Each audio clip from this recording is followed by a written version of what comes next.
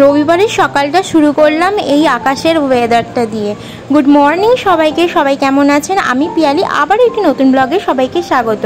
যেহেতু কোথাও যাওয়ার নাম হলে না আকাশের মুখ এরকমভাবে ভার হয়ে যায়, কিছু তো করার নেই। তাই দেখো যতক্ষণ বৃষ্টি পড়ছে ততক্ষণ আমি এই জিনিসগুলো গুছিয়ে নিলাম। ফল, আলতা, সিঁদুর আর শাড়িটা তো আগের দিন রাত্রে গুছিয়ে রেখেছিলাম, কি পরে যাব। আর এখানে দেখো ছেলের জামা প্যান্টটাও গুছিয়ে নিয়েছি, আর ও এখনও ঘুমোচ্ছে। ঘড়িতে এখন 7:30টার মতন বাজে। ও এখন ঘুমোচ্ছে, ওকে তুলবো না, আগে সমস্ত কাজ করে নিই। জানো তো বাসি কাজ সব কমপ্লিট হয়ে গেছে উঠে। আর 7:30 এখন অবশ্য।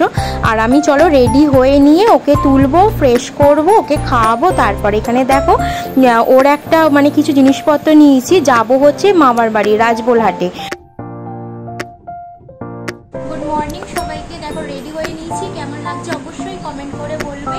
তোমাদের তো বললামই যাবো হচ্ছে মায়ের বাপের বাড়ি, হচ্ছে আমাদের মামার বাড়ি রাজবল্লভী মায়ের। ওখানে পুজো দেবো। দুপুর তো পুজো দেওয়া হয়নি জন্মানোর পর থেকে, আর ওর পুজো দেওয়া বাকিও আছে।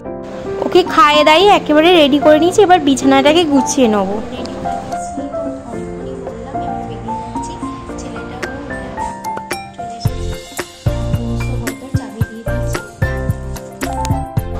এত সুন্দর ওয়েদারটা দেখো, কি সুন্দর মেঘলা করে আছে, কিন্তু বৃষ্টিটা ঝিরঝির করে পড়ছে। খুব একটা বৃষ্টি আমরা পাইনি যাওয়ার সময়, সেই দিনটা এতটা ওয়েদারটা ভালো ছিল না। এখনো অনেকটা বাকি আছে, তাই সবে তো আমরা ডোমজুর ক্রস করে এলাম। বৃষ্টি পড়েনি, একটু আধটু পেয়েছি, কিন্তু এতটা ওয়েদারটা ভালো ছিল না। সারা দিনটাই কোনো রকম বৃষ্টি হয়নি। আর দেখো অবশেষে আমরা মামার বাড়ি অনেকটা কাছাকাছি চলে এসেছি। মাঝ রাস্তার মধ্যে না ছেলেটা একবার বমি করেছে। অবশেষে মামার বাড়ি এসে পৌঁছলাম। মামার বাড়িতে এসে নমাইমা আগে আমাদের খেতে দিয়ে দিয়েছিল। ছেলেটাকে একটু খাইয়ে দিয়ে তোমাদের দাদাভাই খেয়ে আমরা একেবারে পুজো দিতে চলে যাবো, কারণ অনেকটা দেরি, 11:30 বেজে গেছিলো আসতে। সেই কারণে আগে পুজোটা দিয়ে দিই। এই হচ্ছে আমাদের দামোদর আর এখানকার শিব মন্দির রাজবোলহাটের, আর পাড়ারই এটা। চলো এবার রাজবল্লভী মায়ের কাছে পুজো দিতে যাব। মা, আমি, তোমাদের দাদাভাই আর বাবা পুচকুটাকে নিয়ে যাচ্ছি। আর এখানে জানো তো অনেক তাঁতের শাড়ির দোকান আছে, আর আমরা বাড়ি থেকে কিছু জিনিস নিয়ে এসেছি, মিষ্টি, শাড়ি, ধূপ, মালা সব এখান থেকেই কিনবো। এখানে দেখো শাড়ির দোকানে, একটা চেনাশোনা শাড়ির দোকানে চলে এসেছি। আর মায়ের জন্য লাল পাড় সাদা শাড়িটাই কেনা হচ্ছে, এই শাড়িটা নেওয়া হচ্ছে। কেমন হয়েছে অবশ্যই কমেন্ট করে বলো। আর এখান থেকে একটা বড় গোড়ের জবা ফুলের মালা নেওয়া হয়েছে। আর পুজো দিয়ে দিলাম, মায়ের রূপ দর্শন করলাম। এই নিয়ে আমি দুবার এলাম রাজবোলহাটে। একবার এসেছিলাম 4 বছর আগে, আর আমার ননদের বিয়ের সময়। আর এখন এলাম এই ছেলেটাকে নিয়ে একেবারে। ছেলের নামে পুজো দিয়ে একেবারে চলো এবার বাড়ি যাব। আর বাড়ি যাওয়ার আগে একেবারে প্রসাদ নিয়ে বাড়ি যাব। আর এখানে চলো তোমাদের পুরোটা দেখাবো।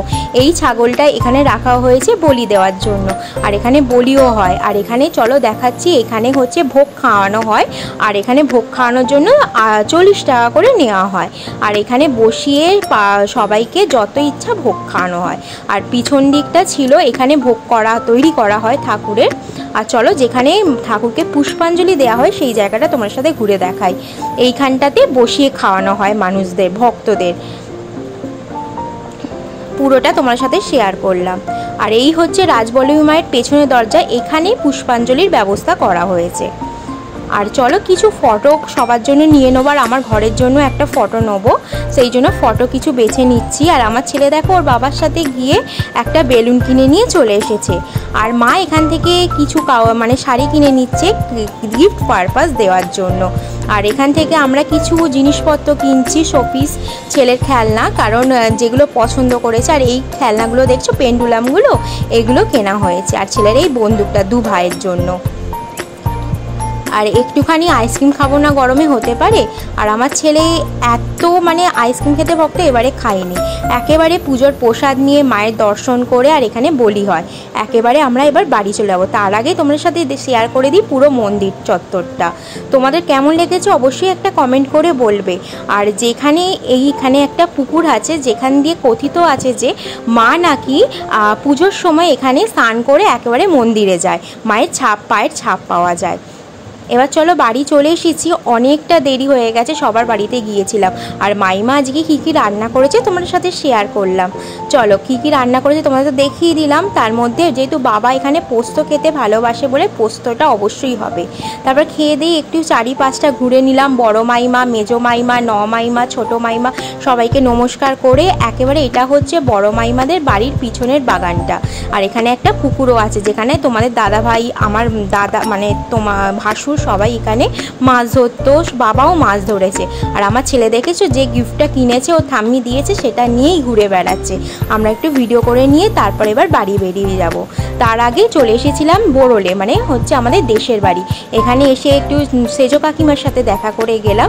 আর এখানে কাকিমা একটু চা দিয়ে দিয়েছিল আর কাকা ওকে একটা গাড়ি গিফট করেছিল। আর এখানে চা বিস্কুট খেয়েই আমরা বেরিয়ে যাব। আজকের ব্লগটি এখানেই শেষ করছি, দেখা হবে অপর একটি নতুন ব্লগে। ততক্ষণে সবাই ভালো থাকবে, টাটা।